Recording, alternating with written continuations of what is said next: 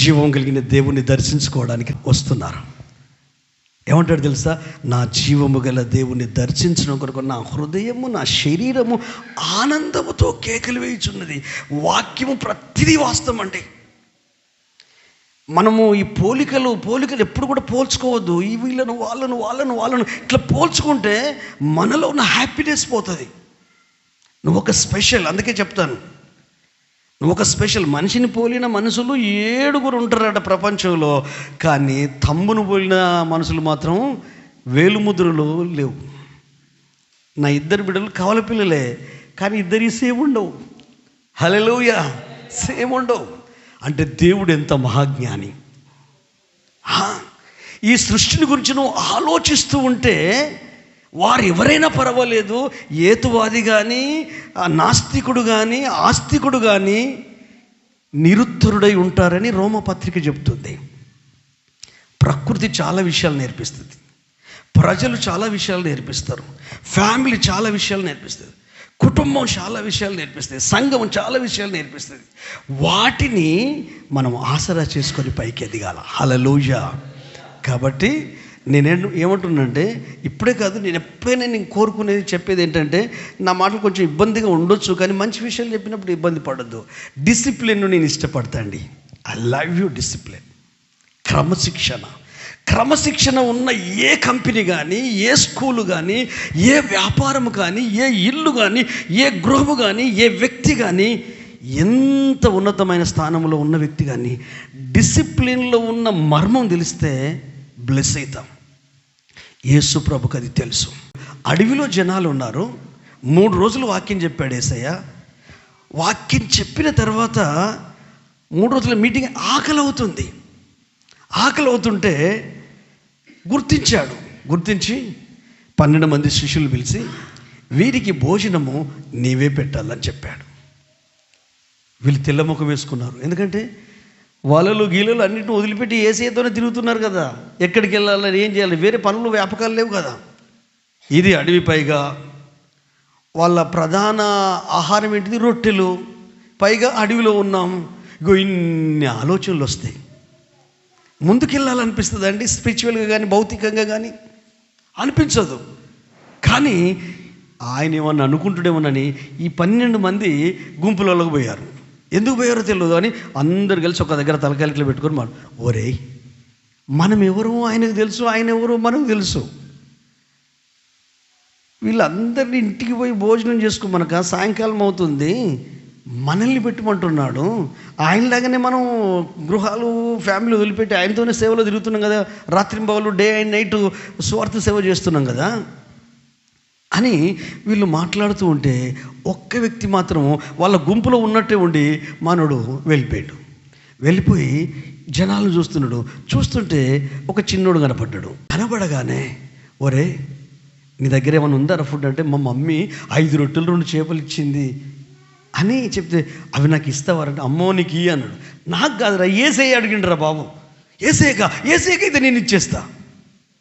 ఇవి పట్టుకొని వీళ్ళు 11 మంది ఏమో యేసయ్య దగ్గరికి వచ్చి, అయ్యా నీకు చెప్పేటోళ్ళం కాదు, కానీ వాళ్ళ ఇంటికి బొమ్మని చెప్తే మంచిది అనే లోపే, అయ్యా మీరు అన్నీ తెలిసి అడుగుతున్నారంటే ఊరికనే కాదు, ఏదో చేయాలనుకుంటున్నారు. మీరేం చేస్తారో నాకు తెలియదు, కానీ నీ మనసు నాకు తెలుసు, అన్నీ తెలిసి. హల్లెలూయా. అప్పుడు ఇవి ఇచ్చాడు. ఇస్తే ఆ 5 రొట్టెలు తీసుకొని థ్యాంక్స్ చెప్పాడు దేవునికి. హల్లెలూయా, కృతజ్ఞతలు చెప్పాడు. మందిరంకి వచ్చే ముందు ఆ 100వ కీర్తనలో మొదటి వచనం 4వ వచనం ఉంటాయి. కృతజ్ఞతాస్తుతులు చెల్లించి చదవండి. 100వ కీర్తన 4వ వచనం కూడా నాకు జ్ఞాపకం సరి అయితే, కృతజ్ఞతార్పణలు చెల్లించుచు ఆయన గుమ్మంలో ప్రవేశించుడి. ఆమేన్. హల్లెలూయా. కీర్తనలు పాడుచు ఆయన ఆవరణంలో ప్రవేశించుడి. ఆమేన్. హల్లెలూయా. పాట ఎవరిదైనా, పాడే వాళ్ళు ఎవరైనా, నేను మాత్రమే ఎంజాయ్ చేస్తా. హల్లెలూయా, ఎంజాయ్ చేస్తా. ఆ పాటలో ఉన్న భావాన్ని నా వ్యక్తిగత జీవితానికి అన్వయించుకుంటా, ఆయన శక్తిని, ఆయన ఆలోచనలు. ఎందుకంటే మళ్ళీ ఇంటికి వెళ్తే మన కుటుంబమే, మన సమస్యలే, మన బాధలే. మన ఇబ్బందులే, మన ఇరుకులే ఉంటే హ్యాపీగా ఉండలేం. కానీ మందిరము దేవుని ఇల్లు, ఇక్కడికి వచ్చావంటే యేసయ్య పాద సన్నిధికి వచ్చావు కనుక ఆత్మతో సత్యముతో ఆరాధిస్తూనే ఉండాలి. హల్లెలూయా. అన్నీ మర్చిపోవాలా, ఆరాధిస్తూనే ఉండాలా. ఆ తండ్రి కృతజ్ఞతలు చెల్లించాడు. 2 రొట్టెల కొరకు 5 నీ లైఫ్ కొరకు కృతజ్ఞతాస్తుతులు, నీ పిల్లల కొరకు కృతజ్ఞతాస్తుతులు, నీ జ్ఞానం కొరకు కృతజ్ఞతాస్తుతులు చెల్లించు, నీ వ్యాపారం కొరకు కృతజ్ఞతాస్తుతులు చెల్లించు, నీ ఆరోగ్యం కొరకు కృతజ్ఞతాస్తుతులు చెల్లించు, నీ ఆశీర్వాదం కొరకు కృతజ్ఞతాస్తుతులు చెల్లించు. నేను పొట్టేలను ఇచ్చినా, నా కుమారుని ఇచ్చినా నేను ఏం చేయగలుగుతా? కపట నటనలు మాని రక్షణ పాత్రను చేబూని నిన్నే స్తుతిస్తానయ్యా, నిన్నే ఆరాధిస్తానయ్యా. అదే దేవుడు మనందరి నుండి కోరుకునేది. మనస్ఫూర్తిగా ఆయన్ని ఆరాధించాలి. ప్రేయర్ అంటే అడగడం కాదు, వర్షిప్. హల్లెలూయా. ఆయన గుణగణాలను జ్ఞాపకం చేసుకుంటూ ఆరాధిస్తూ ఉండాలి. వీళ్ళు చూస్తున్నారు 11 మంది తమాషా. రే బుద్ధి లేనోడా, ఈ 5 రోడ్డు 2 చెప్పరు, ఎగతాళి చేస్తున్నావు హేసేను, ఏం మాట్లాడుతున్నావు అంటే, ఏమో నాకు తేవాలనిపించింది, ఆయన అడిగాడంటే ఏదో చేస్తాడని కావచ్చు నేను అనుకుంటున్నాను అని ఇస్తే 100 మంది చొప్పున కూర్చోబెట్టండి, 50 మంది చొప్పున కూర్చోబెట్టండి. 49 అనలేదు, 99 అనలేదు. అడవి అది, ఇల్లు కాదు. అడవిలో పచ్చిక బయళ్ళు ఉన్నాయి. ఇదే వేసవికాలం వనభోజనాలకు పోతారు కదండి, అలాగూ మొత్తం పచ్చిక బయళ్ళల్లో కూర్చోబెట్టారు. కానీ వీళ్ళు ఏం చేస్తున్నారు? ఏం చెప్తే చేస్తున్నారు. 100 మంది చొప్పున 50 మంది చొప్పున కూర్చోబెడితే అందరికీ పిలిచి ఏం చేశారు? శిష్యులకు కృతజ్ఞతాస్తుతులు చెల్లించి విరిచి వారి చేతికి అప్పగిస్తే వారు వడ్డిస్తుంటే ఎక్కడి నుండి వస్తుందో తెలియదు బ్లెస్సింగ్. హల్లెలూయా. మన మానవ హూవకు అందని అద్భుతాలు దేవుడు చేస్తాడు. హల్లెలూయా. 3 రూపాయల కానుకతో నేను నా భార్య పోషించబడ్డాం ధర్మసాగర్లో. 1 రూపాయి లేకుండా నల్గొండలో 6 నెలలు పోషించబడ్డాను. అగో ఆ అనుభవంలోనికి రావాలి. హల్లెలూయా. నీవు ఆ అనుభవంలోకి రావాలి, ప్రజలను కూడా ఆ అనుభవంలోకి తీసుకురావాలి. ఎందుకంటే దేవుడు మనల్ని ఆయన ఉల్టా సీదా చేయడు, సరి అయిన పందాలు నడిపిస్తాడు. ఏదన్నా చేయాలన్నప్పుడు ప్రభుని అడగాల, ప్రభు నన్ను ఏం చేయమంటావు? ఆంధ్రే చేసింది అదే. మాకు చెప్పారు, నన్ను ఏం చేయమంటావు ప్రభు అంటే ఆయన థాట్ ఇతనికి వచ్చిందేమో, ఒరేయ్ ఏమన్నా తీసుకురారా అన్న ఆలోచన వచ్చిందేమో. వెదజల్లితే వాళ్ళు పొందుకుంటారు. అంటే ఇది డబ్బు విషయంలోనే అనుకోకండి. చాలామందికి తేలికగా అర్థమయ్యేది ఏంటంటే మనీ గురించి. మనీ కాదండి, నీ వ్యక్తిత్వాన్ని వెదజల్లు, నీ ప్రేమను వెదజల్లు, నీ సహనాన్ని వెదజల్లు, నీ జ్ఞానాన్ని వెదజల్లు, నీ బుద్ధిని వెదజల్లు, నీ సమర్పణను వెదజల్లు, నీ పరిశుద్ధతను వెదజల్లు. అది మల్టిప్లై అయ్యి నీకు వచ్చేస్తుంది, నీ పిల్లలకు ఆశీర్వాదం వస్తుంది. ఒక మనీ విషయమే కాదు. చాలామందికి ఏదైనా చెప్తే డీప్గా ఆలోచించాలి. కానీ బైబుల్ ప్రత్యక్ష గుడారము అడవిలో కట్టారండి, స్వర్ణ దేవాలయం కట్టారు. ప్రత్యక్ష గుడారం ఇజ్రాయేల్ ప్రజలు, వాళ్ళకి ఎక్కడి నుంచి వచ్చిందని డబ్బు, ఎక్కడి నుంచి వచ్చింది ఆస్తి. వాళ్ళు ఐగుప్తు నుండి బయలుదేరినప్పుడు చేసిన పని ఏంటి తెలుసా? దేవుడు మీరు వెళ్ళే ముందు మిమ్మల్ని ఎవరైతే 430 సంవత్సరాలు మీ తాత ముత్తాతలను పీడించి ఇచ్చేశారో ప్రతి ఒక్కరి దగ్గర బంగారం అడిగి తీసుకోండి అని చెప్పారు. అంటే వాళ్ళ హృదయాన్ని దేవుడే మార్చేశాడు. హల్లెలూయా.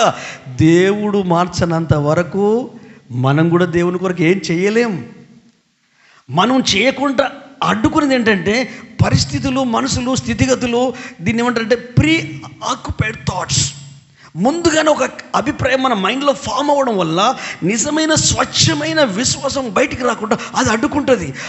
దానివల్ల కలిగేది ఏంటంటే దేవుడు ఎంత నిన్ను ఆశీర్వదించాలనుకున్నాడో, ఎంత నిన్ను బలపరచాలనుకుంటాడో, ఎంత నిన్ను విడిపించి ఆరోగ్యం ఇచ్చి ఆశీర్వదించాలనుకుంటాడో అంత గొప్పగా నిన్ను ఆశీర్వదిస్తాడు. హల్లెలూయా. నా ఆశ ఒకటే, నేను బ్రతుకున్నంత వరకు, హల్లెలూయా, నేను వెళ్ళిపోకముందే ఆత్మచేత నడిపించబడ్డ ఒక గుంపు ఉంది. ఆ ప్లేస్లో నేను కాదు, ఇక్కడ గాడిద ఉన్న గాడిదకు నోరిచ్చి వాడుకుంటాడు దేవుడు. హల్లెలూయా. మనిషిని బట్టి కాదు, సంస్థను బట్టి కాదు, వ్యక్తిని బట్టి కాదు, వ్యవస్థను బట్టి కాదు, సంఘానికి వచ్చే వ్యక్తిగత మనుషుల్ని బట్టి కాదు, కానీ క్రీస్తును బట్టి మాత్రమే నీవు నేను వాక్యము చేత కట్టబడి ఆయన రాకడ కొరకు నడిపింపబడుతూ ఉంటే మన పిల్లలకు మనం మాదిరి, మన కుటుంబానికి మనం మాదిరి, మన భర్తకు మనం మాదిరి, మన సంఘానికి మనం మాదిరి, మన భార్యకు మనం మాదిరి, మన తల్లిదండ్రులకు మన మాదిరి. క్రైస్తవ్యం అనేది ఆదివారం కాలక్షేపం కొరకు వచ్చేది కాదు, అది రియాలిటీ. నిజంగా అది సజీవమైంది. హల్లెలూయా.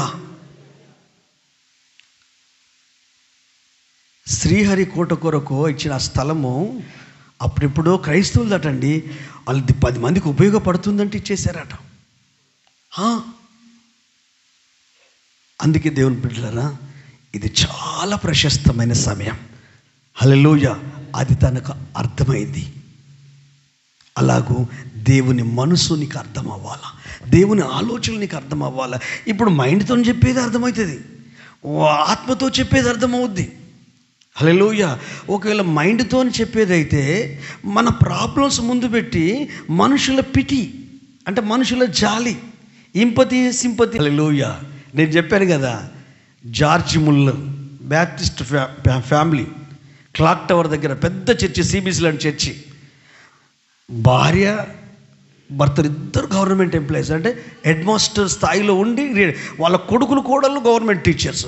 పెద్ద సంతానం అది. ఆ కుటుంబాన్ని నాకు పరిచయం చేస్తే 6 నెలల్లో 2 సార్లు భోజనం చేశాను వాళ్ళ ఇంట్లో.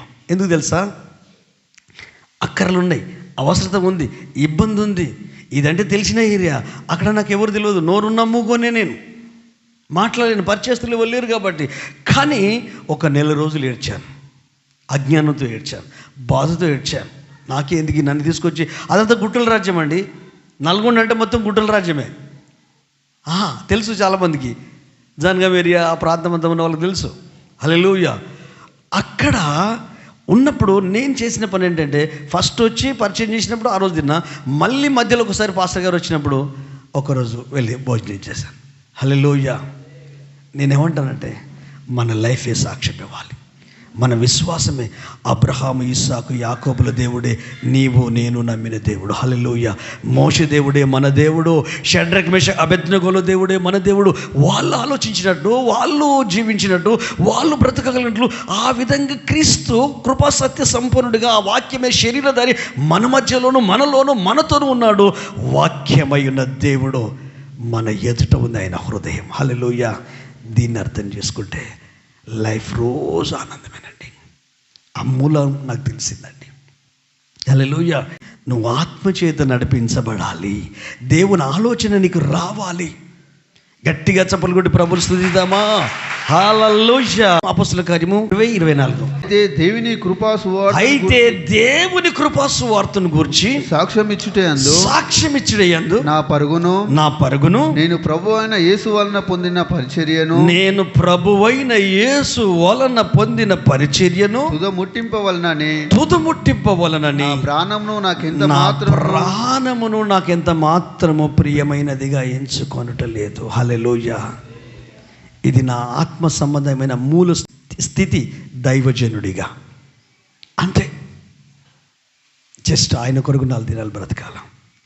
అందుకని దేవుడు నాకు నేర్పిస్తున్నాడు ఎప్పటికప్పుడు. నన్ను నేను వాక్యానుసారంగా మార్చుకుంటూ వెళ్తూ ఉన్నాను. మీరు తదేకంగా కనుక గుర్తిస్తే ఖచ్చితంగా మీ లోపల కూడా మార్పు ఆరంభమవుతుంది. హల్లెలూయా.